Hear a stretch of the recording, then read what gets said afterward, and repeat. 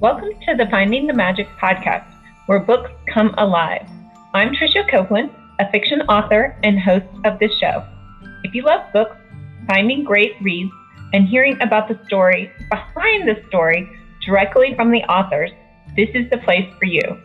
Whether you like fantasy, science fiction, dystopian, or romance titles, I think you'll find something to love in my playlist. Listen in to discover something magical about a book or two today. Hello, and welcome to the Finding the Magic Book podcast. It is Tuesday, June 2nd, 2026. I'm excited to bring you a special edition featuring me, myself, and I. I've had two re-releases the past 2 months, April and May, so hopefully you're not sick of hearing from me, but I wanted to feature my new release. My re-releases were Perfect and Perfect Always that got re-released under the pen name Maria Jane, so that my whole Perfect Romance series is now under the pen name Maria Jane. Super excited about that, but my newest book to come out is a new book, all new book, under the Perfect Romance series. It is the fifth book in the series, and it is entitled Perfect Secrets. And this is sort of the cover. There are a few snafus, but we have that corrected. And the paperback, the real, wonderfully done paperback cover will be coming out today along with the ebook. Ebook's available on Amazon, Kindle Unlimited, Kindle, and then the paperback is wide, so you can go to your local bookstore or order it wherever you would like. A little bit of a preview about the Perfect Romance series. It starts with the book entitled Perfect, and it's featured around a group of women that were friends in college. So they meet in college and they form this friend group. The group is growing. They're picking up people along the way as well. So Chloe and Bree and Danny and Elle are the core group, and Perfect Secrets is Elle's story. So we start out with Chloe's story in Perfect and Perfect Always. Then Bree's story is in, yeah, that's right, As Close to Perfect. I can show you that one too. As Close to Perfect is Bree's story. And then Perfect Office Pact, we had Mira. And then in Perfect Secrets, that releases today, we will find Elle's story. And I did say Danny, and she's the next up. I have another book, the sixth book I'm working on that I tentatively titled My Not So Perfect Cop. That will be Danny's story. So I have all her story all plotted out. But today we can focus on Perfect Secrets. And I've set Perfect Secrets in a different city. So the first four books are set primarily in Lexington, Kentucky, where all these friends went to school, University of Kentucky.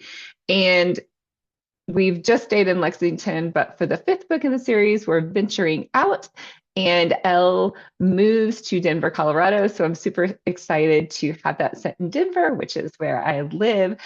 So it was a lot of fun to have them go to the baseball stadium and go to some local dives and also experience some of the amazing outdoor opportunities, hiking opportunities that we have here.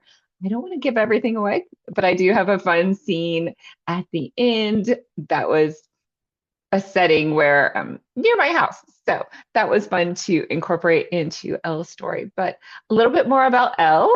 She is an older character. She's now 26, and she took a while to finish college. So she was 20 when she entered college as a freshman. She took some time to make enough money to send herself to college, and she was able to do that. Then she graduates around 20, she was 24 when she graduated, and now it is 2 years past that time. If you're doing the math, she had a previous relationship that was not successful. So she was heartbroken about that and decides she's going to have a new environment and a new start. So she gets a job at a law firm because her goal is to go to law school in Denver. and she moves to Denver all by herself. And so I love that I have this example of this character that just takes a risk and goes for what she wants. I have a friend, and she asked me to write a book about her story, and her story isn't quite complete yet. It's still in the works, but Elle's is for the sake of this book. And, I don't want my friend to go through everything that Elle does because she definitely has some ups and downs in this book. But it was really fun to talk about a character and show a character that has had a major loss in the relationship department and how they are regrouping and focusing on themselves and really continuing to follow their dreams, not just in their love life, but in their career path and what they want for themselves, the vision of the life they want for themselves. So Elle is working in a law firm, and she meets Tanner. And we see her about a year into this job. She's been living in Denver for about a year. And the first scene with Elle and Tanner is kind of fun because we're finding out more about this law firm and how it operates. And we know that Tanner is an owner of the firm, even though he's very young, like Elle. His father passed away about a year prior to the story starting, and he has inherited the firm. So he's a partner in the law firm, even though he is only 2 years out from his law school. And so normally you're a junior person, and he's still a junior person, but he's a part owner too. So that makes it a little uncomfortable for Elle. She's kept him at bay, even though she's a little bit attracted to him. She's playing on some sports teams that the company sponsors. So she was on a volleyball team with Tanner, and now he has asked her to be on a softball team. So she has that side of her too that's a little sporty, and she's willing to put herself in those situations, even though she's not really close to anybody she works with yet. And we find that out through some neighbors. And we see, though, that Elle is still being very guarded after her breakup. And she has a really fun neighbor who has kind of adopted her as a daughter. And so I love that interaction too of how you would make friends and how you would build a community when you move to a new place. I mean, are you building a community at work? Or are you building a community in your apartment building where you live? Or are you building a community around hobbies? I mean, you might start a hiking club or join a hiking club or start a hiking club too, right? And Elle chooses to keep her community very close of where she's living, but she's still very private. But I love putting these people in her lives that are taking care of her and looking out for her, even though she has a pretty tough skin and likes to take care of herself and look out for herself.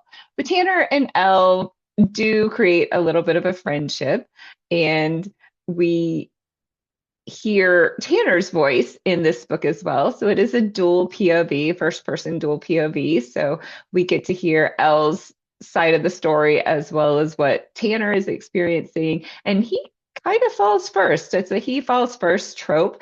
And that was fun to write. This is the first time I've written that trope. And then, not to give too much away, we do have a forced proximity trope here. And that was a first for me too. I love introducing new tropes and different stories. And I guess the other thing, not to give too much away, but it's a happily ever after. So it's also a friends to lovers book, which was super fun to show how slowly Elle begins to trust him and let him in and kind of give in to those feelings, although she's not really sure it's a good idea, being that he's the owner or part owner of her company and doesn't control, whether she works there or not, but could potentially. So it might be a conflict of an interest there. But we get that multiple point of view. It's funny, one of my ARC readers, and they said, "Oh, this is so sweet. I couldn't believe it." And they had so much fun, and they go on their little adventures and start learning about each other and learn each other's quirks and differences. And why it's called Perfect Secrets is, a little bit of spoiler. Elle, like I said, she keeps things very close, and she has a few secrets of her own, and there are some rules from the company that she's not exactly following. The company likes everything. It's a law firm, so they like it buttoned up, their uh, I's dotted and T's crossed. So Elle is working a little bit outside that definition. And that was fun for me to create too, because I got to bring in some of the elements from my other books, my love of vampires, and my readers picked a lot of Elle's personality traits and things that she liked. So they picked which genre. Actually, they picked the city too. So I put it out to my reader group. Where do you want her to live? What do you want her hobbies to be? And so my readers in my newsletter group picked all of those things for Elle. And fortunately, they turned out to be things that I love too. So it was easy and fun for me to incorporate those elements. I will say it's Perfect Secrets. So there are a lot of secrets that come out. It's not pretty the whole time for Elle. It wouldn't be I guess like it wouldn't be a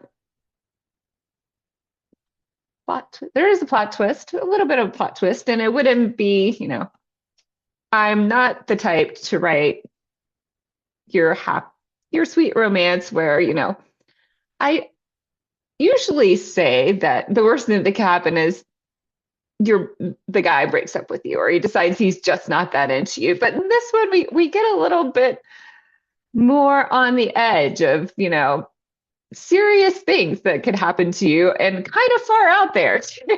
So we hope they won't happen to you or my friend that this is a little bit based on. I'm sure it won't. I'm sure she'll be fine. We're manifesting her wonderful juju, but I don't want to give too much away. There are complications, their families, and Elle was raised by a single mom, so Elle has never known her father. So I won't say too much, but we have a little bit of a family research going on. I'll say that. And so I think everybody's will dive in, love this. Hopefully, I think I made it a little bit mysterious too. So it has a little bit of that, what are the secrets and what are we going to uncover and what is Elle hiding? Because when you get that first person point of view, I mean, you're hearing what they tell you, but they might not tell you everything, right? So I'm excited to hear what people's reactions are. My first ARC reader reviews are coming in, and those have been amazing and fun. So I think that everyone's going to like it. Perfect Secrets, it's out today. And like I said, we have friends to lovers trope, he falls first trope. It is the dual POV, so we see that on the page, or we experience that on the page, and a little bit of forced proximity there, which obviously Elle, being very independent, is not very happy about, but does endear Tanner to her ultimately. Out today on Amazon Kindle and KU and wherever you buy paperbacks. So if you have a local paperback store or local bookstore that you frequent, indie stores are all so amazing and so fun. You can find Perfect Secrets there. As I said, it's a fifth in the Perfect Romance series, but these are standalone books. Each book is a different character story. So you get their story in entirety, but you also learn a little bit about those other characters that were in that friend group from University of Kentucky, as I talked about Chloe and Bree. I said Danny, but her story's not out yet. So, but Mira, Chloe, and Bree are the other three characters. Super excited to have Perfect Secrets out there and have everyone experience it. So until next time, I hope you keep finding the magic.